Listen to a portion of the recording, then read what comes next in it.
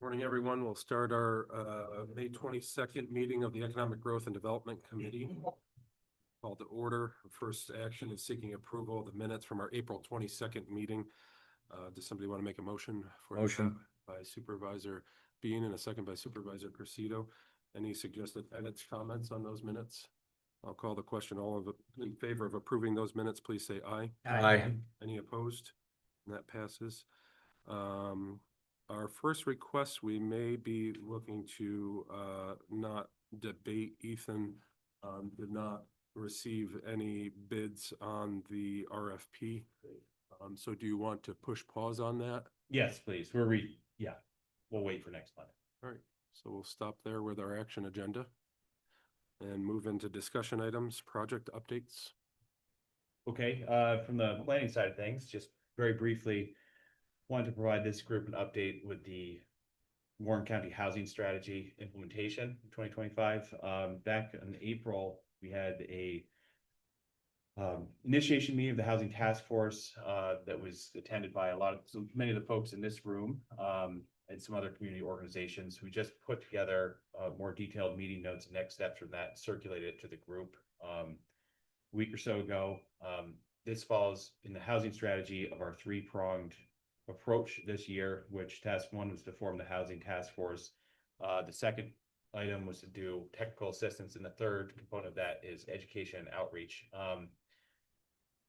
Those three strategies all flow together. The second strategy of technical assistance, we have been implementing that.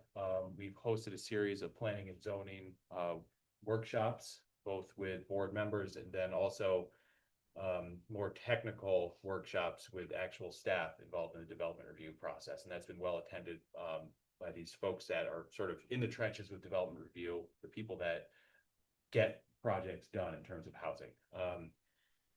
Additionally, with the technical assistance, our Thriving Hamlets project continues, and that's where we're taking a deep dive into the downtowns in all of our Adirondack communities and see what opportunities there are for infill development or infrastructure expansion that would support further housing.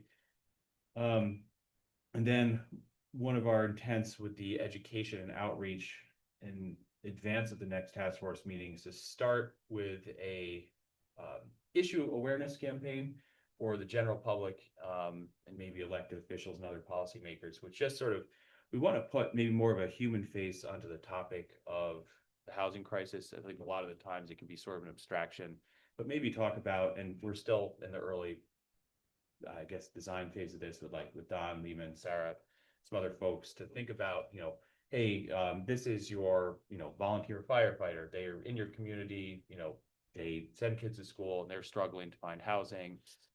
And similar things with, hey, I'm a teacher looking to relocate to Warren County, start my career, looking for affordable rentals, whatever. In any case, we'll be rolling that out slowly over the next couple months.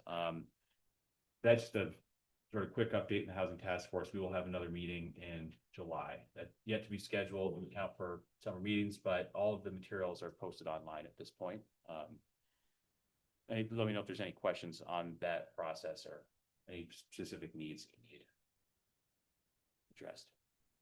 Okay, we'll get off that. Briefly, the Outdoor Recreation Economy Strategic Plan, we didn't really formally outline that document to this committee, and instead we opted for a webinar that we presented to 20, 30 people. I would encourage this group again to take a look at that because it is going to play in with some of the grant opportunities that we're approaching this summer. The state's consolidated funding application process just commenced, I think, on Monday evening, in which all the funds available from the state are announced, and then applications are prepared and submitted by the end of July. So this requires us to sort of review our plans, understand the opportunities, and identify what the highest priority projects are. So please, if you do get a chance, take a look at the Outdoor Recreation Economy Strategic Plan, take a look at some of those projects and ideas that are captured there, because we do plan on pursuing much of that this summer. On the same note, with grant opportunities, sort of leading to this next discussion topic, we have received a lot of updates from supervisors with the capital project inventory. This is the database that Sarah maintains. And we use that as a tool to understand what each municipality needs. We do it for county properties as well, but if there's infrastructure projects, housing initiatives, bridges, really any capital project that is, high, medium, low priority that you've identified as community need, please put it into that database. It allows us to try to connect you with resources. It's a useful tool.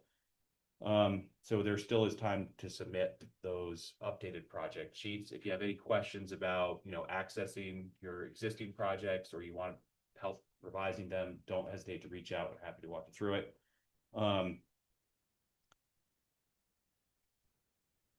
So yeah, I think, the other grant opportunity that's out there is Safe Streets for All. This is a fairly large pot of federal money for improving road safety.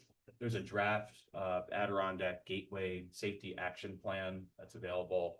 I can share a link to that with this group at a later point.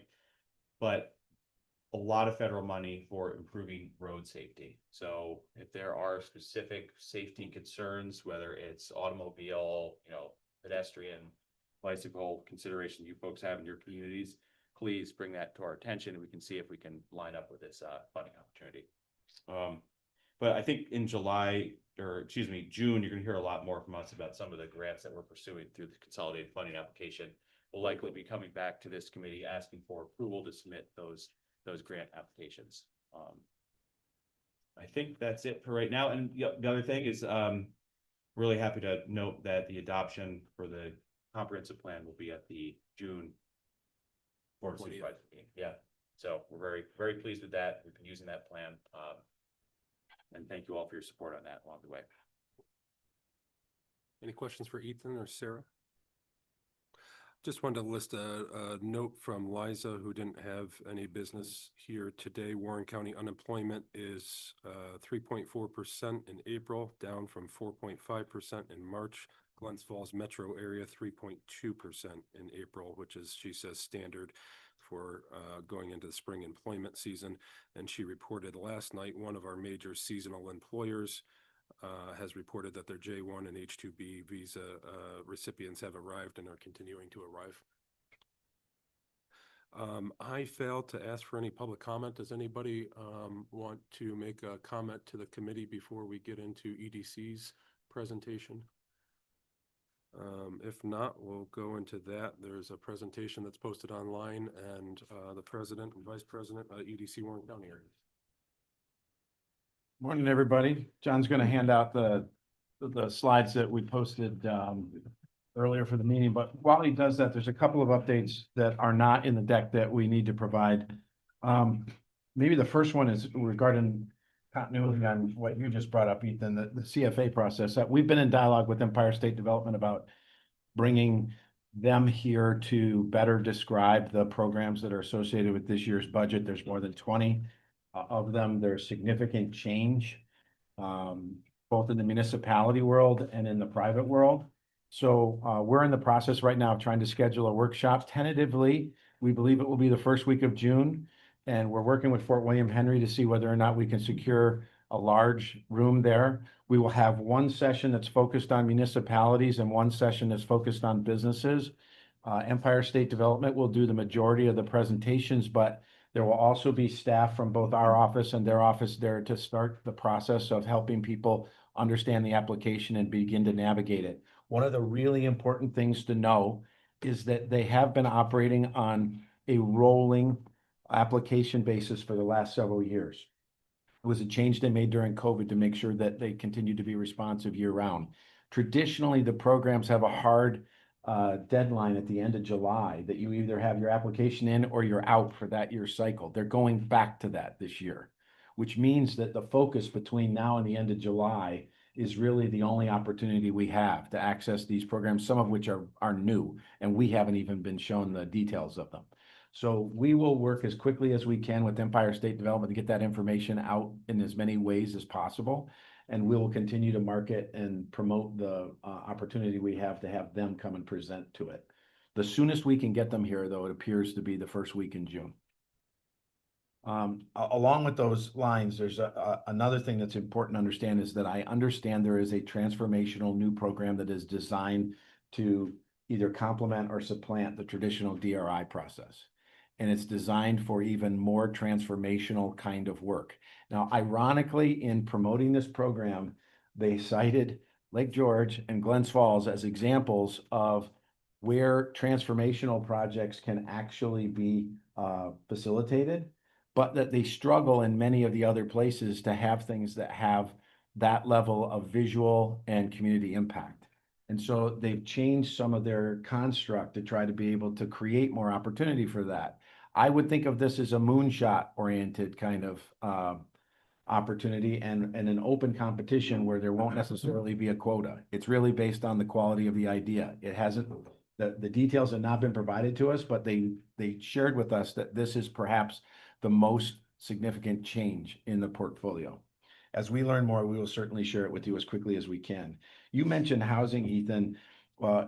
3 of the meetings that we've had in the last month have been with housing developers who have come to seek us in an unsolicited way to talk about either the services that they believe may be helpful in Warren County, or to ask about how they might be supportive in helping us build more housing capacity in a variety of ways. One was senior housing oriented. A leading provider of senior housing in New York State came and believes that this is a market that they should be in, that they're not in, and began that dialogue with us.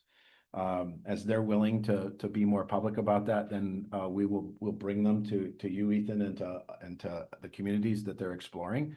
But I do think that's a really good sign that people see this as both a market to engage and they believe there's a front door for them to walk in. Another was a housing entity that is looking to do rehab work associated with either repossessed properties or zombie properties. And they have a working model for that. I don't know whether the scale that they operate at works in our arena yet or not. We're exploring that. We probably would start in Glens Falls if we were to start, but we're working with them to try to determine whether or not the model is a good fit. And then finally, there's somebody who just came and said, we're interested in doing whatever it is that is needed. And they talk specifically about types that they know our inventory is either short or absent of: townhomes, condominiums, PUD communities, single story, transitional housing. They talked about all of these types and said they have working models in all of these types. And then we're here to try to figure out, having read our housing study, where it is that we have the most acute need. So as these conversations go from exploratory to actually problem solving, we'll be looking to engage you and, as I said, the various communities where this might come into play. But the work that went on in the housing study, I think sometimes we think we wrote to ourselves about a problem we already understood. Every single one of these entities had a copy of that housing study in their hand when they came to see us. They knew the information that was presented in it, and they see it as market opportunity, as well as obviously helping us meet a need. The DRI process right now, I think we might want to take a second and feel good about ourselves. The DRI for Lake George was announced this week. Yep. 2 days ago. The vast majority of the projects that were submitted to the state were approved. Only one of those that was submitted, or 2, I guess, 1.5 maybe. You got Iggy's and you have the Conjo project, right? Right, and I think there's still the opportunity to potentially invest to some degree in one of them, but from my conversation. But the point, though, is that the committee moved forward with a slate, and it was overwhelmingly supported and approved by the state. They continue to talk about this as an example of how the DRI process works best. And then, of course, we had the groundbreaking for the Market Center in Glens Falls, which is really kind of the culmination of the next step. And Mayor Diamond, I didn't see you there, but I have to tell you that between Ed and you and Dan Hall, and now the current mayor of Glens Falls, Bill Collins, that this was a odyssey of more than 10 years to get to the point where that street is clearly being redefined. And every time that somebody comes from the state, whether it was the controller, who recently visited, or the officials from the Department of State that came associated with the groundbreaking, they're stunned at what it is that they see. We sometimes look at this and think, well, it's been a long time coming. And we still have some open-ended questions about whether everything's exactly the way we either want it or whether everything is completely buttoned up. But to the outside world, these are examples of communities that are either in the process or already transforming themselves. We are the picture that they are showing to other communities about what is possible. And I want to thank all the people who were associated with that, both in the Lake George process, which I was a partner to, and our organization was a partner to over the last 2 years, and the city of Glens Falls, which we inherited that process from Ed and his team. But it can feel like this was never going to get to somewhere, and it is truly getting to somewhere. Thank you, Mayor. Lastly, we're not going to include it in this update, but I have it available. We gave to our board yesterday an update that was based on statistics we recently got from Empire State Development about the craft beverage industry. I was staggered to see the impact that it had not only statewide, but here. To put we have more than 10 slides on it that we can go through either at another time. We hadn't presented it to you a week ago, so we didn't want to inject it into the record. But just to net it out, there's more than $20 million in between 100 and 200 jobs that are clearly attributed to the craft beverage industry, which is made up of more than 12 breweries in our area, several distilleries, and several wineries. If you were to essentially look at the job transformation that has occurred in the last period of time that they track it, which is 5 or 6 years, against the loss of jobs that we have seen in some of our larger employers, it's almost a direct match. And it's an example of how our economy is shifting underneath us, but is essentially still stable. So I'm not saying that everybody who ever lost a job at a manufacturer is immediately going to work for a brewer. But what I am saying is that we have one component of our economy which is growing at a rate that's faster than we probably understand. And another sector which maybe isn't as healthy as we would have liked from a few years ago, but the net effect of those is essentially to equate out. And one in the craft brewing industry is also providing many other ancillary supports. One of the things that the state's materials about this talks about is how many of these centers are becoming community gathering points wherever they are. So, and I'm sure all of you realize in your communities, when a brewery or a distillery opens up, it oftentimes becomes more than simply a place for people to drink beer. It's a place where community groups gather. It's a place where families gather. It's essentially where things that didn't exist before can start to emanate. It's also a place of optimism for particularly people under the age of 40 to believe that this is a community that is starting to be aware and meet their needs. All of these things are really positive attributes. Maybe we'll quickly go into the update that I provided to you though there. The first chart is essentially a rolling 12-month average of the business inquiries that come into our office. And they're broke into the 3 large categories of net new, or helping those businesses that are already here with expansion, or people who are simply doing exploratory work about whether or not this is a region. For instance, those housing entities that I talked about would be in the category of new location inquiries. In all of those areas, you can see, say from a year ago, that our growth is, you know, at a minimum stable, but in most categories growing. And we also cull this list. So if there has not been significant activity in a year's time, we remove it.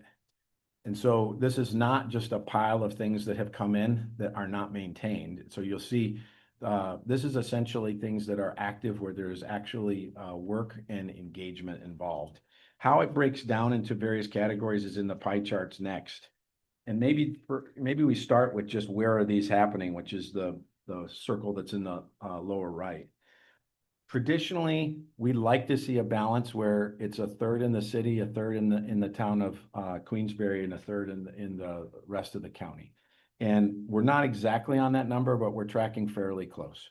There's been a disproportionate number in Queensbury, and we're going to talk about some of those specifically in the charts you see here. But there is still a healthy opportunity going on in the rest of the county as well. You can see that the majority of the work that we do is to help businesses that are already here, either expand or just remain vital. The type of activity, as best as we can discern when the opportunity comes in, is also reflected in one of these charts. You'll see that more than a third of it is associated with either housing or real estate. That's larger than, say, pre-COVID.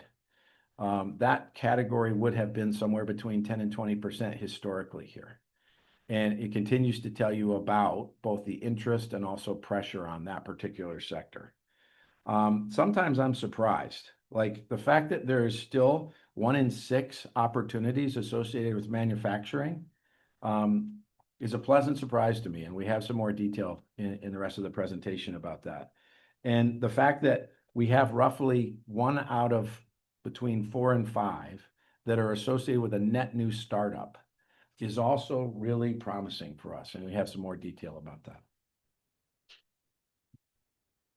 The reason that I provided you with some specifics about Queensbury is because, and John, you know, I'm certain that you might want to add some context to this as well. But our relationship with the town of Queensbury has been in a process of transition over the past year. 16 years ago, the QEDC was rolled into the EDC. And during that period of time, the services that we provided to Queensbury were essentially the same as what came with the QEDC charter.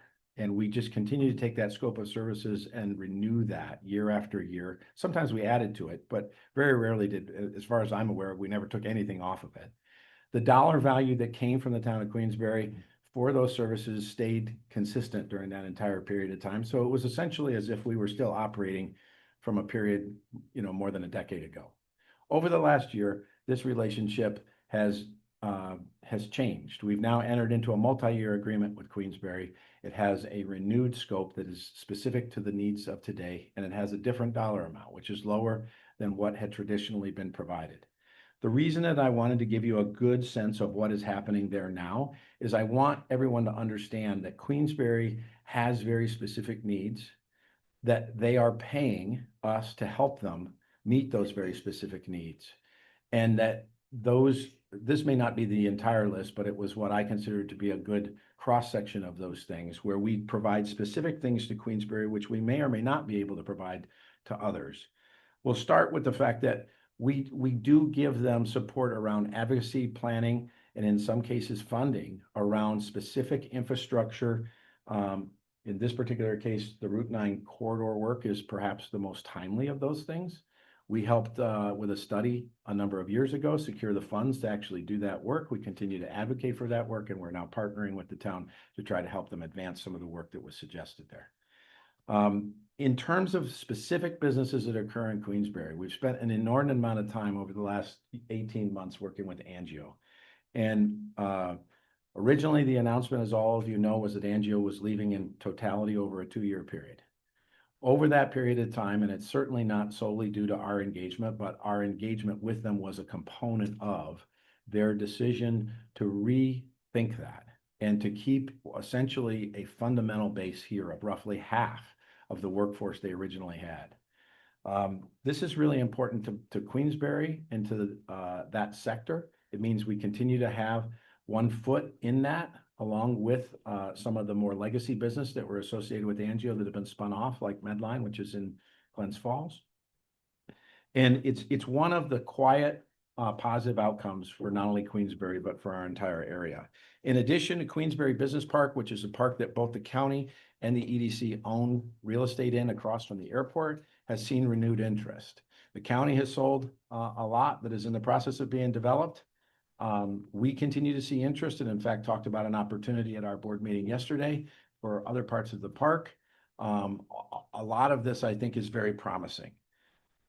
Specifically, we agreed in the most recent agreement to do some things that are very specific to Queensbury. So we will be developing and are in the process of developing right now a specific dashboard for Queensbury and their economic needs. And there will also be a section on our website that are specifically oriented around Queensbury and some of the opportunities that exist there. And I will say that we have had a deep involvement in the schools at Queensbury. We are open to involvement at every school, but I think Queensbury schools have probably been the most aggressive about bringing us in. This year, we have either been on their campus or they have been to our facility now approaching 10 times. And they have a CTE, which is today's equivalent of vocational education, continuing technical education, of a cadre of more than 100 students that are involved in one track or another at Queensbury High School. We have engaged every one of those students at least twice. In fact, 2 of those groups actually asked to have a field trip to the EDC because every one of them wanted to ask specific questions about sectors that they could potentially point themselves towards from an employment standpoint, and they wanted to ask questions that went well beyond what we were able to cover when we came to see them. Pretty interesting to see a school bus show up in front of our building and see 30 kids roll off and decide they want to have a field trip to the EDC. Never expected that ever in my life. But I will applaud the school system in Queensbury for their forward thinking, and I'm really glad that we were able to provide that. There's more that we do in Queensbury than this, but, and John, there may be more you'd like to add, but I wanted to make sure that everybody knew that our relationship with you has its own unique elements, but that I believe it is alive and well. You're fine. I want to talk specifically about Angio. I think it's really important for us to all stay versed in what is the current status of that opportunity. Angio has been a company that in one form or another has been here for more than 35 years. Its arc has essentially now morphed into a place where they believe that they are more than a medical device company. They are a technology company that also has a foot in the medical device world. Much of their original product set has essentially moved through its intellectual property phase, which means that the things that they originally birthed are now available to be made by others in a way that does not provide them unique advantage. That's a big part of we cannot control those kind of aspects of the business cycle. But it is exciting to understand that more than 150 employees with a payroll of nearly $10 million will continue to operate, who knows for how long, in our facility. There is no commitment for how long they will be here, but there is also no plan for them to leave. That revenue multiplier, if you look at it, is significant to us. It still remains as one of our larger legacy employers. The net effect of that, we believe, based on pretty traditional algorithms, are that 150 jobs that are there are matched by roughly 150 jobs that are supported in the larger community as a result, and therefore nearly $20 million worth of economic impact. That's $20 million worth of economic impact that we believe that we had lost at this time last year. And I really want to thank the town of Queensbury for their support, for the county for their quiet support, and for all the people at Angio who have continued to show good faith in their opportunity to stay. This brought me to a surprising realization. I'm a manufacturer. You all know I came here to start a factory 10 years ago. It's the place I spent my life. But manufacturing is under siege. And it was under siege before the word tariff started entering into our daily lexicon. It is not resilient against automation. It is not resilient against AI. Those things are going to affect how manufacturing is done for the rest of our lives. And I believe that this is a sector that was in significant retreat, not only here, but everywhere. But ironically, here in the capital region, manufacturing is larger now than it was 10 years ago. I still am kind of surprised by this. Right now, the community college pipeline is producing between 500 and 600 people a year that flow directly into manufacturing jobs in the capital region. And this is a series of schools, not simply SUNY Adirondack, but they are a component of it. During that period of time, this area went from the 6th most meaningful manufacturing sector in the state to the 3rd. Specifically here, 115 people in the last cadre from SUNY Adirondack moved into manufacturing jobs, not all of which were in Warren County, simply because we didn't have that many. But this data is literally a month old. We are not seeing the retreat of manufacturing that I think many of us believe from watching the larger picture, either nationally or regionally, that even I thought. Now, that doesn't mean that individual manufacturers are not continuing to consolidate. Most of them are slowly shrinking. Part of that is a function of their demographics. Their median age of their workforce is in its 50s. And one of the things I find most heartening is the fact that the community college pipeline continues to adapt to help them meet the needs. I mean, pretty much at the peak, they're taking 1 out of 3 graduates and pushing them into manufacturing. If you were to add nursing to this, more than 60% of the people who go through community colleges are entering into critical career fields that we need in our own region. And Chris Duffy did not ask me to say it, and we all know that she's retiring, but I have to tell you that there is nothing that is working better than the investment that we are making in our community colleges right now to backstop this. We are getting every bit of utility we can possibly get. They have fewer and fewer high school seniors to work with.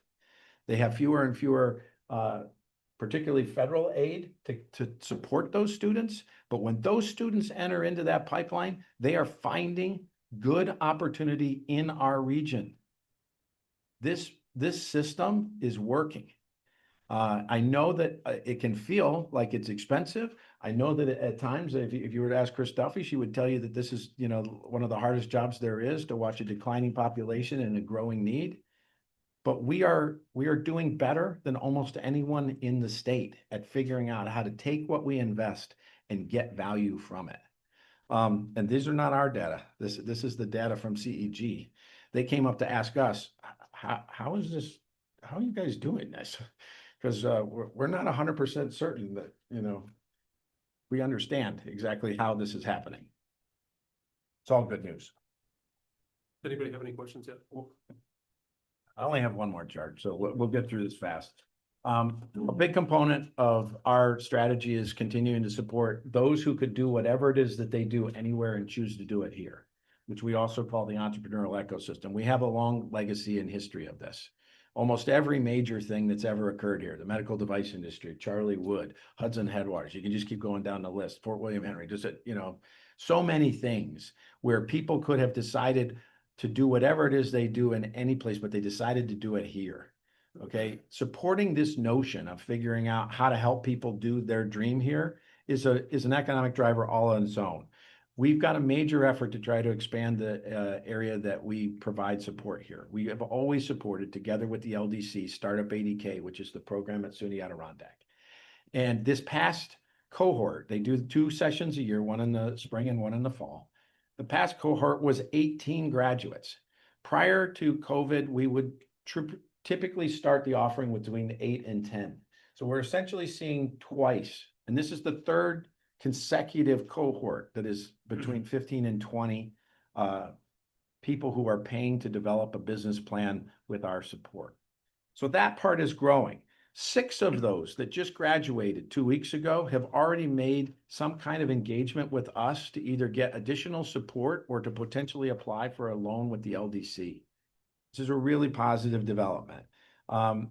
In addition to this, we've begun work with SUNY ADK to develop what we call Scale Up ADK, which is to support existing businesses as they move from the startup phase to some other level of expansion, and to try to help them make good decisions so that they can stay vital. This is a very fragile period for many businesses, and the LDC in particular has been involved in trying to support several businesses through this kind of transition.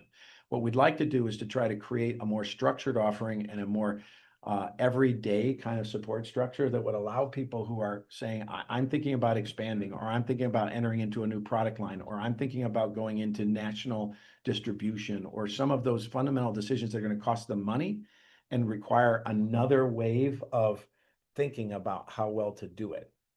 And finally, later this year, in conjunction with the next offering of Startup ADK, we will be launching what we call our reverse marketplace. These are 5 ideas that we have, together with many of your inputs, figured out that there is a need for something that is not here. And we've now crafted a draft business plan, and we've secured funds from the LDC to act as the initial operating capital for a business to start in this particular area. I'll give you an example of one of these. We all know that the recent legislation around septic inspections and upgrades has created a bow wave around the capacity to support it. Originally, I thought what we needed to do was to bring more septic players in. But the truth is, the bottleneck is what to do with the waste that they pump out of a septic tank. Our treatment plants can only receive it to a certain capacity and only at certain times because it's much denser in terms of its input. And as a result, we have developed a business plan around, can somebody act as a middleman in that, where they can receive the septic as it's being pumped and they can pre-treat it, and then they can create a more systemic approach to bringing it to the providers, local or otherwise, that could treat it. I don't know if this is going to be successful or not. Quite honestly, DEC looked at me and said, that'd be great if you could do it, but I'm not even sure it's legal. So we're working with them right now to figure out, how would something like this work? But if we could start a business here and help fund them to do that, that would help both our municipalities and this particular part of the economy work better. That's one of the 5 ideas.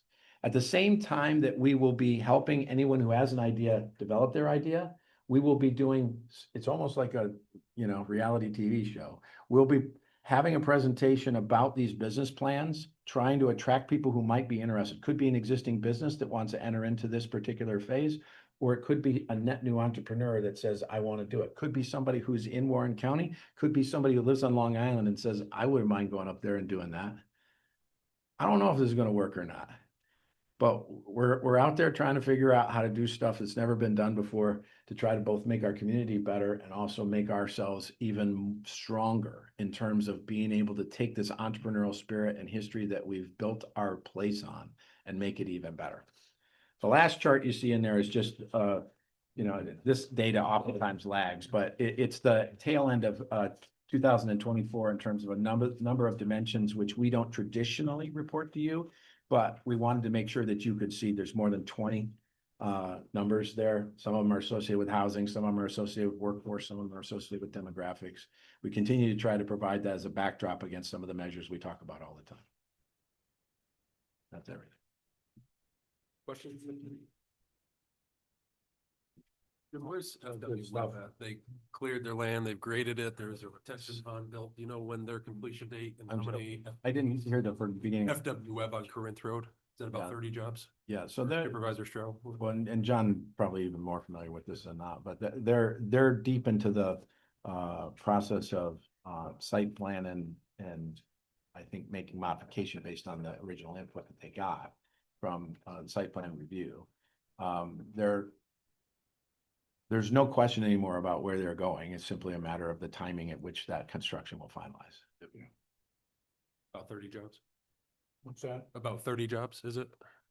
Yeah. That's a good. Well, there's initially roughly, I see 23 that will essentially move from their existing locations into there, and I think the growth profile will extend well beyond 30. You're gonna take more of a retail presence. Right. Generic wholesale supplier, which they're noted for doing, but they want more retail presence. Information, good information. Well, I used to vex the planning department because I try to give all of this all the time. So we'll do it only periodically and, test your patience maybe once a quarter. When you talk about the sludge, which is a big problem in Lake George and all of the whole county, what does it take to break it down? And are there facilities in like Long Island and outside of here that would take it? And I mean, you hit on something, and maybe we take it. Maybe that middleman takes it to Long Island and doesn't bring it back. It just keeps it there, Well- there's some, I've toured, I know Macchio. And I've been to his facility, his waste facility in Long Island. It's massive. It's, 200,000 square feet, and they just do everything there. But, you got me thinking a little bit. I mean, maybe there's someone that would take that and It'd be an expense, but it's gonna be an expense no matter what we do with it. So And- right now Amsterdam functions in that role for us regionally. Okay, And I think there's a market rate here, which may be both a shock to the system, but also the right price point for a productive, profitable business to operate at. I remember talking to Betty Little about this a couple of weeks ago, and she said to have my tank pumped right now is twice as expensive as it was last year. is that right? Yeah, and these are the real costs associated with the fact that a septic when you have a septic system, you're typically not paying to belong to a sewer district. So essentially what's happening is you're getting trued up on your cost of that capacity of whoever's septic system you're buying. Matt Fuller did a really nice piece about this in the Lake George Mirror recently. He knows as much about this as anybody. And in fact, they're doing a study right now to try to both understand the capacities regionally and also the right price points of what is it really worth to treat this. All we're trying to do is to step in and say, is there somebody who's willing to try to take a first position in operating a business that would operate on the fringe of this? And I don't know whether it'll be successful or not, but if we can find somebody, we'll help them buy that truck, we'll help them get licensed, and we'll help them get started. Is waste generated within the Lake George Basin allowed to leave the basin? You know, it's an open-ended question. Theoretically, no. And yet it is still happening all the time because the capacity of those systems to receive it is not sufficient. And so this is part of what we will eventually drive to some kind of closure with both DEC and with the market.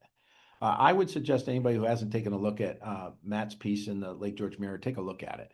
Because I think he helps describe the situation we find ourselves in where we can't solve the problems that we've legislated with the laws that they confront. And we also have a problem of figuring out exactly how to transfer price this. This is not going to be an easy problem, by the way.